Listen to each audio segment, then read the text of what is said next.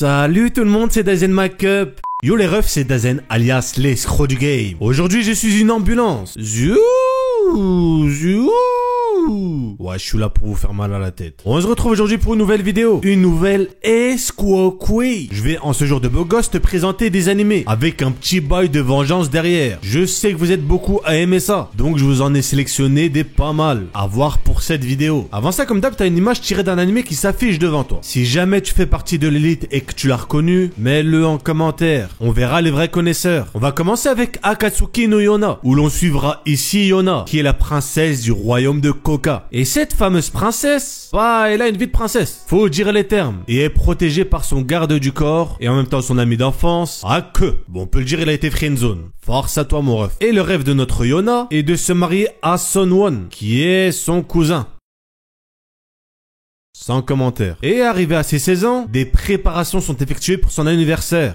Mais... j'ai bien dit mais... quelque chose de dramatique va arriver ce soir-là. Une terrible tragédie qui va lancer l'animé. Bon, il va le lancer dans le sens figuré. Il ne va bien entendu pas prendre l'animé et le lancer au sens propre. Bon, franchement, j'ai bien aimé l'animé. J'ai retenu pas mal de points positifs, comme le développement de certains personnages. Et je trouve aussi que les relations entre personnages sont assez bien gérées. Bon, après, il y a aussi des trucs qui m'ont énervé. Surtout chez l'héroïne. Je sais pas si c'est fait exprès, mais si ça l'est, l'auteur est trop fort. Car ça a marché. On est dans un bail de vengeance avec du drame, de la comédie, de la romance et bien entendu une pointe de fantaisie. Il y a un peu plus d'une vingtaine d'épisodes et tu peux le retrouver sur Crunchyroll. Continuons au continuum avec Psycho Pass, qui est un animé incroyablement intéressant, tant au niveau du thème qu'il aborde qu'au niveau de comment il le traite. Enfin, je dis le thème, il y en a même plusieurs. En gros, on a ici un monde où les humains ont des sortes de points représentant ce que tu fais, qui peuvent par exemple baisser si tu as volé des sushis dans un resto à volonté. Ne le faites pas, c'était juste un exemple. Et ces points de criminalité, en dessous d'un certain seuil, font de toi un criminel. Et par conséquent, tu peux te faire fumer par une brigade criminelle, chargée de chasser ces racailles. Mais cette brigade criminelle a une particularité, car elle possède elle-même des gens qui sont considérés comme criminels par le système. Pourquoi? Vous le découvrirez en regardant l'animé. L'escroquerie, mon ref. Je l'ai vu il y a pas mal d'années et franchement, c'est du 10 sur 10. Y a rien à dire. Surtout pour les personnages et l'antagoniste principal, qui sont incroyablement charismatiques. Il y a pour l'instant 3 saisons avec plusieurs films si je me trompe pas. Et tu peux le retrouver sur Netflix ou bien ADN, sauce sucrée ou salée. Night in Day, c'est une vanne, c'est 91. Bon, du coup 91 Day, en vrai je sais pas comment ça se dit en anglais, étant la représentation même de ce qu'est la vengeance. Car ici notre protagoniste cherchera vengeance, car il veut se venger. Oui. On sera ici sur un presque chef-d'œuvre qui se déroulera aux États-Unis. Et on tournera ici l'histoire autour de la mafia, qui dans cette époque est une organisation surpuissante. Mais on est dans un animé, et on sait que les trucs surpuissants n'effraient pas nos protagonistes. Donc notre héros essaiera de se frotter seul à la mafia pour venger sa famille assassinée. On part directement sur un thème très sombre et touchant qui nous plongera dans une histoire incroyablement poignante. Tu commences l'anime, tu te dis directement ah ouais, chaud. C'est un des plus gros classiques de ces dernières années, donc je vous le conseille très fortement. Disponible sur Crunchyroll. Pour continuer, je vais vous parler d'une dinguerie monumentale, de la pépito de la vidéo. Il s'agit de Claymore, qui est un shonen avec une histoire et un univers très dark et mature, faisant très seinen. Alors je voulais vous en parler car clairement c'est un de mes animés préférés et aussi un de ceux que j'ai kiffé le plus rapidement. Pour vous résumer le synopsis, en gros on est ici dans un monde assez sombre, où il y a des monstres qui fument des humains. Et à côté de ça, pour contrer ces créatures, on a un groupe de personnes surnommées les Claymore, constitués exclusivement de femmes, qui sont un mix hybride entre humains et monstres. Un peu comme quand tu manges un sushi avec un mix sauce salée et sucrée. Je sais qu'il y en a plein qui font ça. Pour moi de base je suis vraiment pas fan des anciens animés. D'ailleurs vous avez vu que je vous en présente assez rarement. Mais celui-là, bordel, qu'est-ce qu'il vaut le coup. On suivra ici 2 personnages. Une Claymore du nom de Claire, qui est clairement le personnage le plus intéressant de l'histoire, et un autre petit garçon qu'elle va rencontrer. Et du coup la suivre après certains événements assez noirs. L'histoire est tellement touchante et dégage tellement d'émotions que tu vas halluciner, mon ref.